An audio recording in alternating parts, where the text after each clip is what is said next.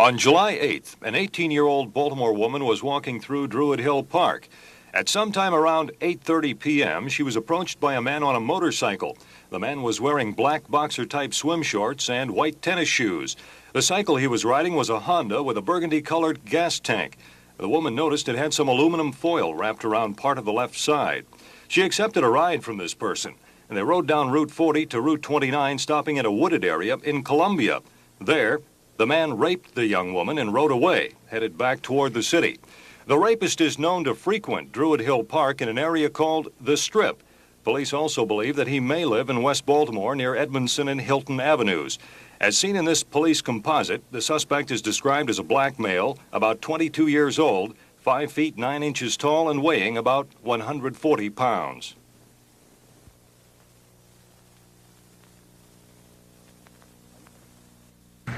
A year and a half ago, Magruder's Supermarket was a hero in West Annapolis when it took over a local store abandoned by Safeway. Today, Magruder's is a big success, but not everyone is happy about it. Renee Coates, a young mother, lives in a public housing project just a few blocks from Magruder's. She would like to shop there, but she can't because Magruder's doesn't accept food stamps. One problem is you gotta pay cab fare and all to go to another store. And it's very, very much more money. Many of Renee Coates' neighbors in the Annapolis Gardens apartment complex are also unhappy with Magruder's food stamp policy. Magruder's has said in the past that the clerical work needed to handle food stamps is too costly, but Annapolis City Councilman Samuel Gilmer disputes this. To handle food stamps is just like you handle checks. You just accept that food stamp and cash it in, you get your money. So if they have to list and itemize checks and send it to the bank, what's the difference in it? Officials of Magruder's would not consent to a television interview today. We found many of their customers sympathetic with the store policy. I'm not for anything that the prices would make the prices go up. That's for sure. You know, it seems like there are a lot of people here that could use food stamps, but again, I think it should be the supermarket's choice to do that. Having the food stamps is going to make the store so much more popular and crowded. It's wild now. Councilman Gilmer sees Magruder's food stamp policy as class discrimination, and he wants the Anne Arundel County government to consider revoking Magruder's trade license. County Executive Robert Pascal wrote Magruder's a letter asking the store to change his policy on food stamps.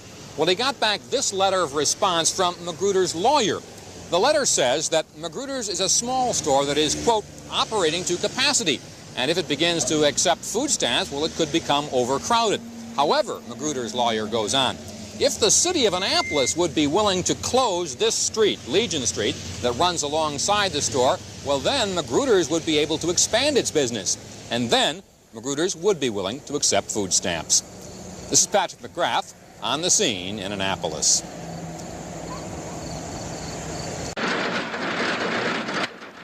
The Eagle Coal Company has been in business for more than 100 years here in Baltimore, and for the past 3 years, it's been owned and operated by John Wiley, his brother, and his uncle. It's a family business, and business is booming. According to John Wiley, it's up by about 35% over last year. If you fall into something and come out smelling like a rose, seem like we did. Coal business, we don't see nothing but for it to go up, being though the other fuels are so high. Oil, gas, electric is tremendously high compared to coal. Right now, coal is about the cheapest fuel you can use to heat your home. And Wiley's customers, who are increasing in number each day, seem to agree. It's the cost that counts. The oil is a little high, you know, and it's making my house so dirty and all. So I bought coal, and you know, save money.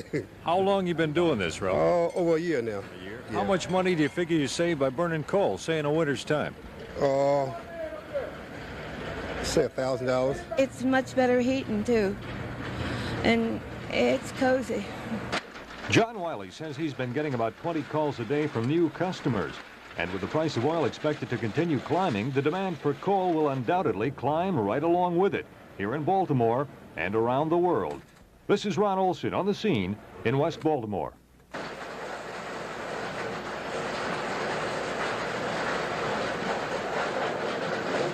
The YMCA branch on the Alameda at 35th Street cares for 57 children, and most of them are at least partially subsidized by the Social Services Department. But because the subsidy, a maximum of $42 a week, only covers part of the $61 actual cost, the Y lost an estimated $50,000 this year in operating the daycare center. And now that the state has made further cuts in the daycare program, the Y has decided it can no longer afford to stay in the program. We've been willing to lose money on daycare for some years as long as it wasn't too big a chunk, and we're a United Way agency and feel as a community service we ought to do that. But that gap has widened considerably in the last year or so, and we've had to consider doing this. Think of closing this particular center down, which is so heavily dependent on Department of Social Services funds. When the governor's decision was announced a week and a half ago, that simply was the kind of the capstone on a decision that was already in the works. You were going to close it down anyway? Well, we were considering it, and then when the word that the cuts were permanent, we didn't feel that the future for the YMCA and daycare was very bright. But the YMCA expects to be able to place most of the children in some of the state-run daycare centers. I'm Jack Bowden on the scene. You might say that one of the prettiest things about this West Baltimore neighborhood are all the stately trees that line the streets. You might say that if you didn't live here, because Mother Nature's beauty this summer has been overshadowed by her destruction. Wind and rainstorms are things that Barbara Teasdale has come to dread and fear. In the past 3 months, falling branches from overgrown trees have broken her car windshield twice. Property damage on her block has been awesome. Twisted fences, torn up roofs and drain pipes, fallen branches that block traffic, they are all the fallout of a natural disaster. What frustrates Teasdale is the city's apparent indifference to these problems. When you've worked all your life to accumulate something and get your home looking as nice as possible, and you have a vicious storm, and a huge tree that looks like a monster to you falls down on what you paid for, it really disturbs you. It really does. And when you complain about it and no one seems to, put it this way, they hear you and they don't hear you, it can really wreck your nerves. It really makes you disgusted. The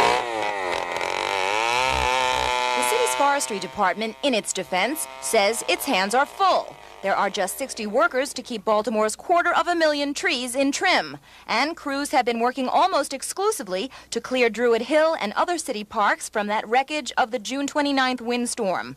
But the Mondawmin neighborhood's complaints have not been lost in the shuffle. They are noted on a card, in a file with 9,000 others just like them. We try to look at these things in a perspective, and when people like the people on Mondawmin Avenue do call up, and we try to give them the attention, that they deserve. Well, that card indicates that they called you in January of 1979. That's right. It's been a while.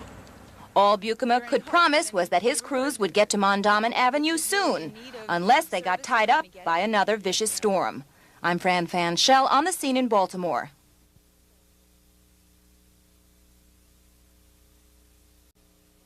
Gold isn't the red-hot commodity it was 6 months ago. Back then it cost $875 an ounce. That was the start of a gold rush in Baltimore and around the country.